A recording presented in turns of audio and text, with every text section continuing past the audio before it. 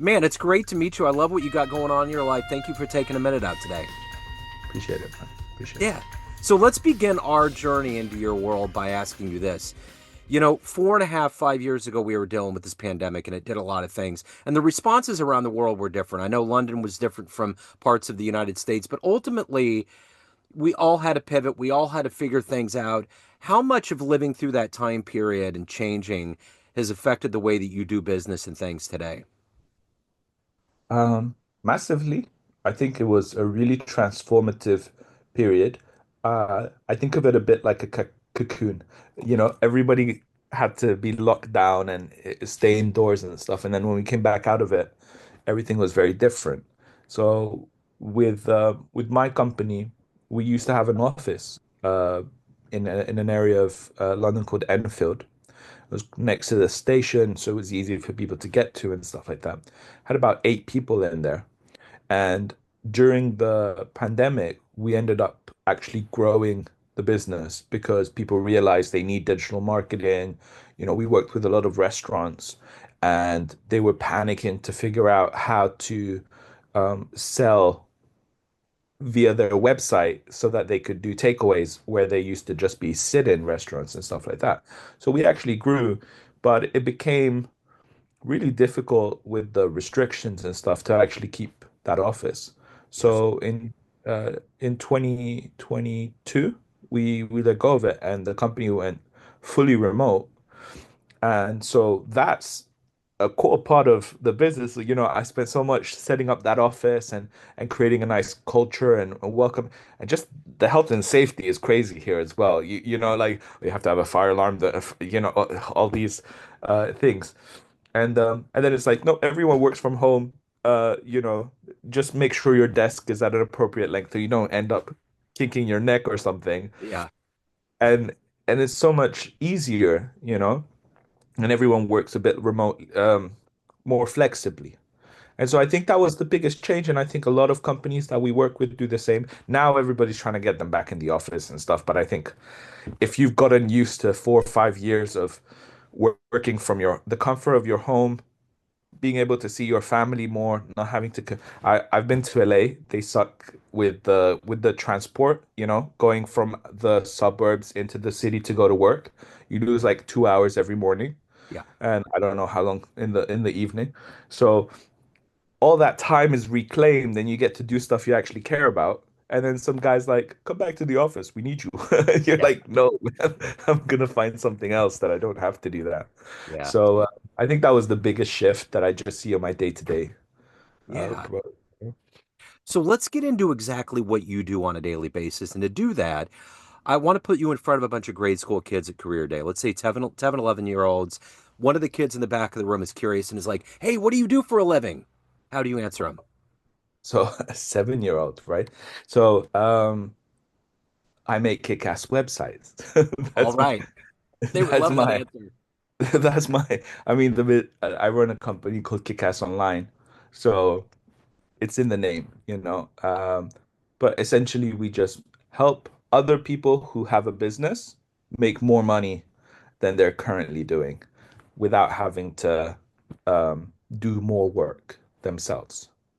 So that's the gist of it. And then it gets more complicated on the how, Sure. but Yeah, as yeah. that's what we do. Which they would love that. So let me ask you this. What did you want to be when you were that age? When you were a kid, what was your ideal dream life? Oh, like fighter pilot or something. Like Of I think course. like when the bank asks you like secret questions, when like fighter pilot. Yeah. But I have glasses, so automatically you can. So my Yeah. next best one was a cartoonist. I Yeah. loved the Disney cartoons and stuff like that growing up and Nickelodeon and all that. And I was like, wow, it must be so fun to make cartoons. Yeah. And I was really excited about it. And then I found out that it's not really fun. It's very tedious, frame by frame.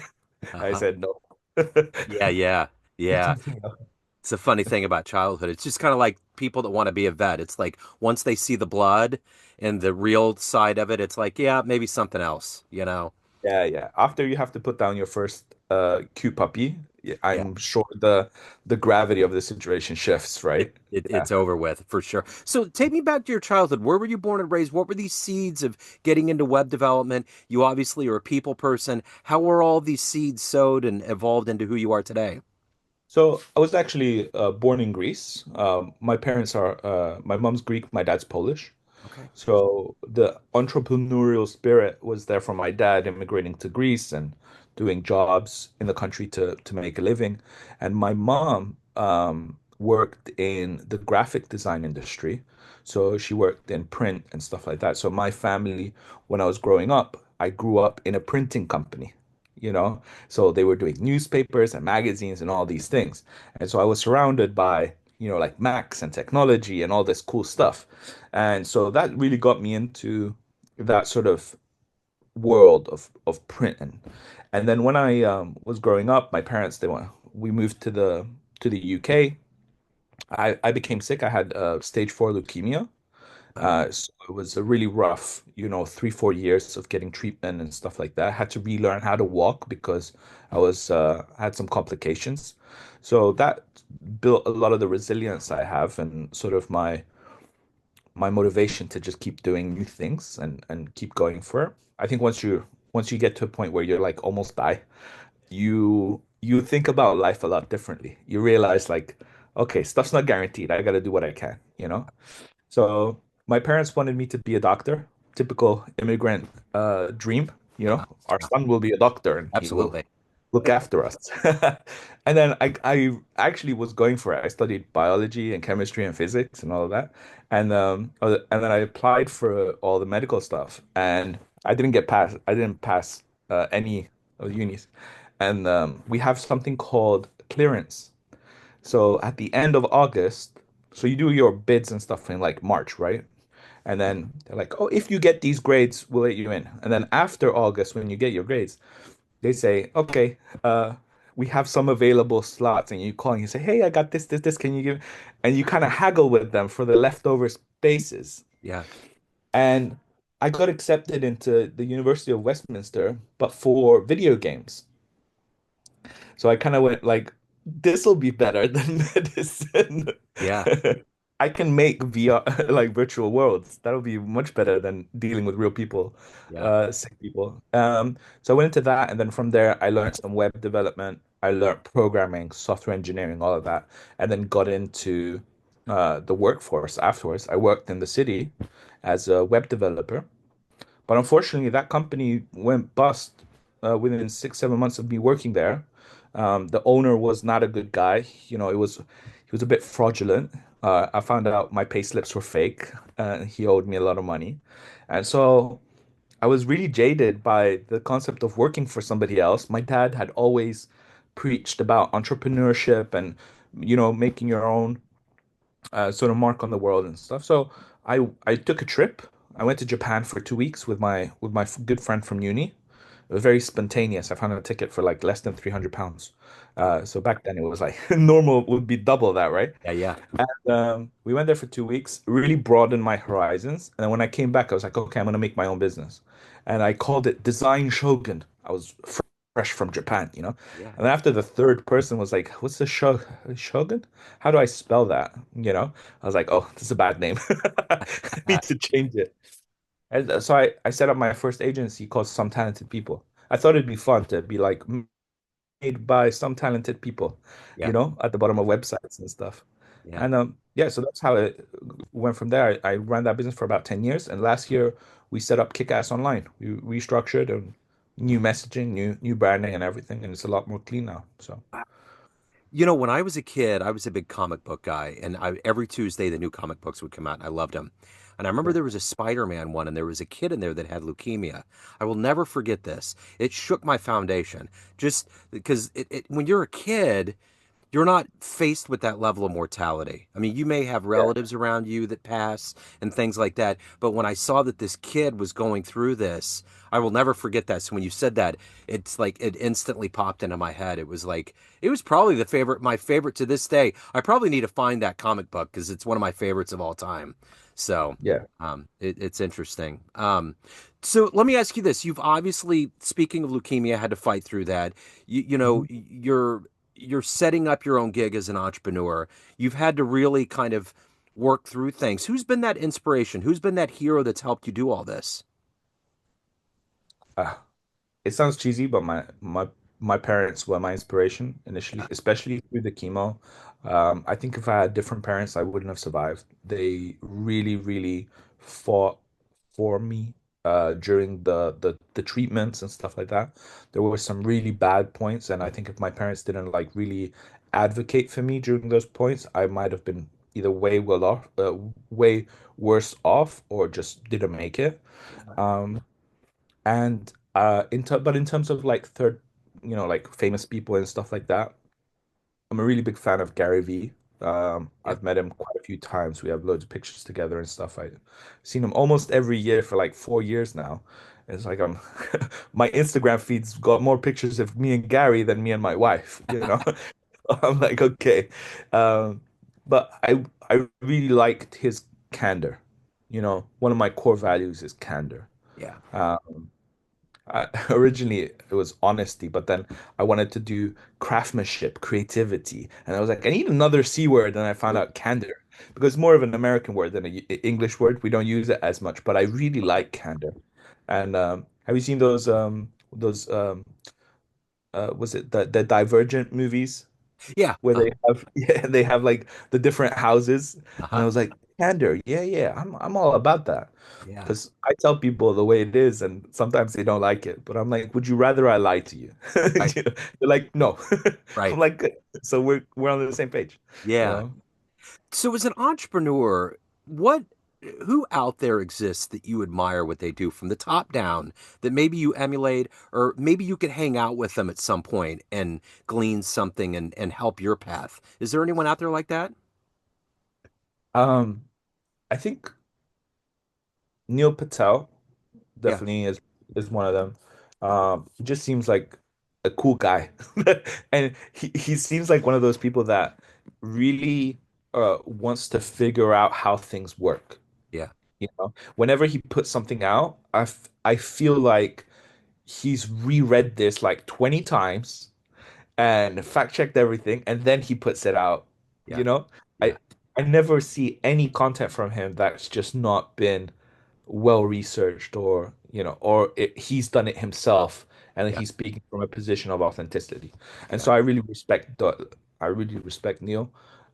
Gary, obviously, because I love the guy, but um, I just don't like how he does the haggling at the flea markets where he rips rip that guy's face off. Yeah, I'm like, nah, I can't do that. Yeah. Yeah. Yeah. I'm more into the gentle sales approach. Yeah. So Totally.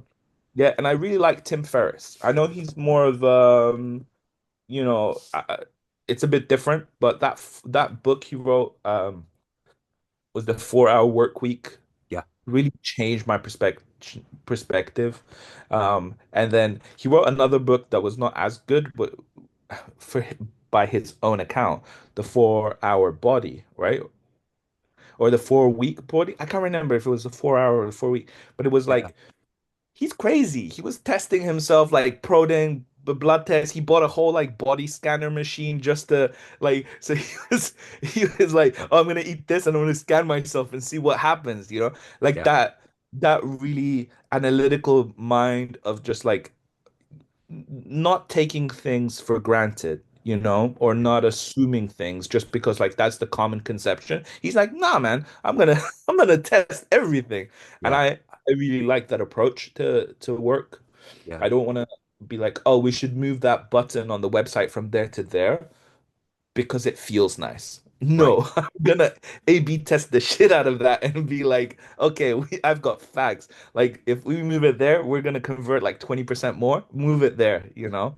Yeah. So that's the way I like to do things. I think there's a balance to it.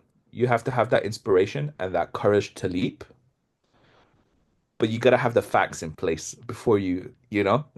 if you leap left or right, like you gotta know if there's spikes or fire or something. Like you need to Absolutely. know.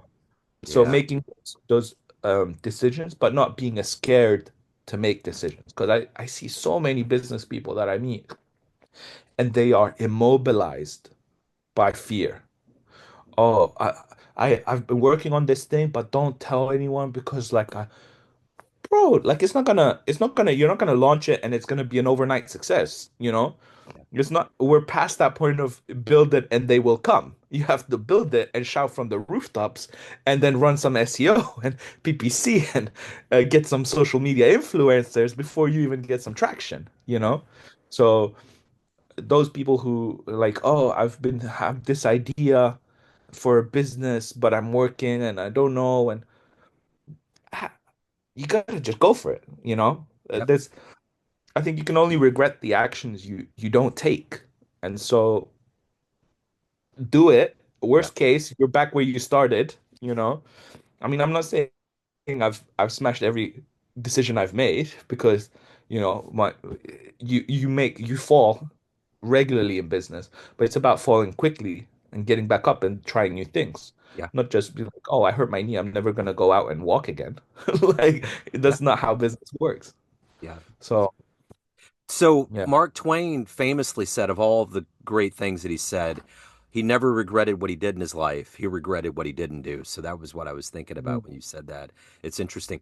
So what is it for you that motivates you every day to get up, to do the work that you do, to be an entrepreneur, to evolve, to be successful? But you got to take care of yourself. You're a human being. How do you balance that out? What's your motivation every day? I'm very family orientated, you know. Yeah. So I got married last year um to one of my best friends. We've known each other since high school. We weren't dating since high school. Like I said, I'm more impulsive. I proposed in under 2 years. So like, but the idea of setting up my family for success, building that generational wealth, looking after my parents in their old age, my relatives, we're a very tight-knit family. So, my cousins and stuff, I speak to all of them. We don't, we're not like one of those families who's just like, oh, your long lost cousin from, another country. Like we're all spread over the globe and we all speak. So being able to build something for my family is really my main motivator. And in terms of like not getting burnt out and stuff like that, it's keeping that vision very clear, you know. I have once a year, about December time. This time we done it a little bit later. We did it in Jan. I sit with my wife and we plan our future, right? So we plan our goals and stuff like that. And then from that, we create a little vision board, and then I save it as a wallpaper on my devices. So whenever I open up the devices, it's there.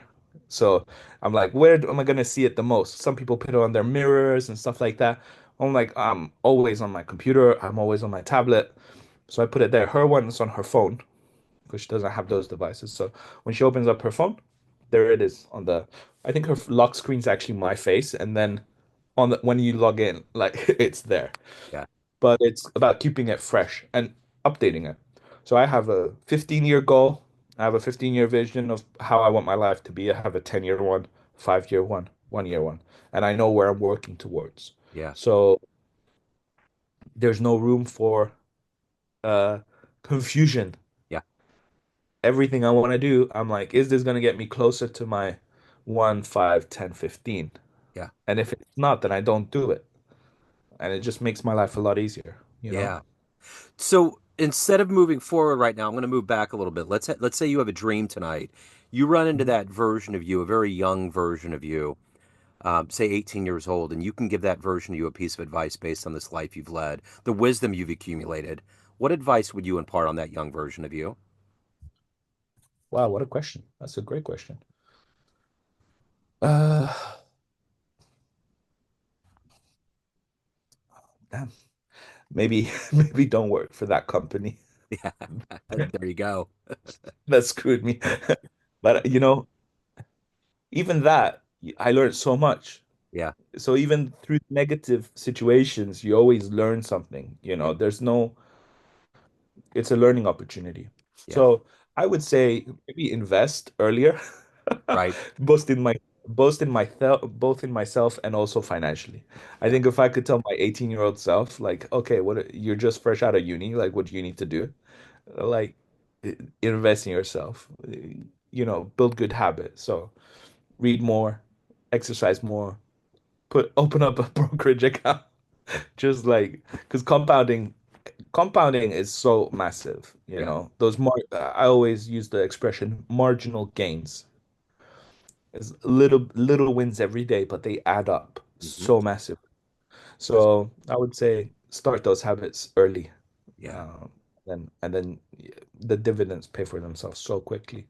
Yeah. So if I knew what if I knew what I know now when I was 18, I shudder to think how great I'd already be in this position. So So, of all of these things that you've done in your life and evolved into at this point, what are you ultimately the proudest of? um oh, what am I proudest of? That's a really tough question as well. And I'm one to celebrate my wins, you know. I do keep track of them. I have been volunteering for a really long time with the University of Westminster. I mentor students and graduates and group classes and stuff like that. And last year, they gave me an award for it, for long-serving volunteer. And it wasn't really that it was like an award for, volunteering. It's a bit, it's not like the best volunteer ever or something.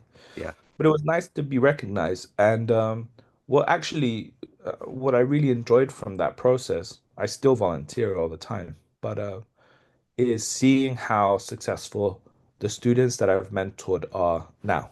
Yeah.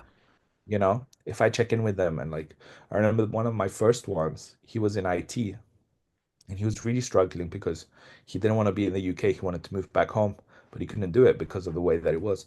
And I told him exactly what to say to his boss. And he ended up getting a remote job for the same company, early shift. He moved back home to another country and he got a pay rise and everything. So he bought his first home, like an actual apartment, within a year, Yeah. right? We accelerated like a 20-year thing to 1 year. Yeah. That that for me is like amazing. Yeah. So that's what I'm proudest of. Those kind of like little moments and interactions that have changed people's lives. Absolutely. So at the end of the day, in all these capacities that you have, everyone has a perception of you. Family, friends, clients, colleagues, but you run the show. What's your perception of you? Who do you think you are? Man, Joe, I thought we were gonna have a nice, easy session today. There's some great questions. My perception of me, I think my biggest thing is I'm a problem solver.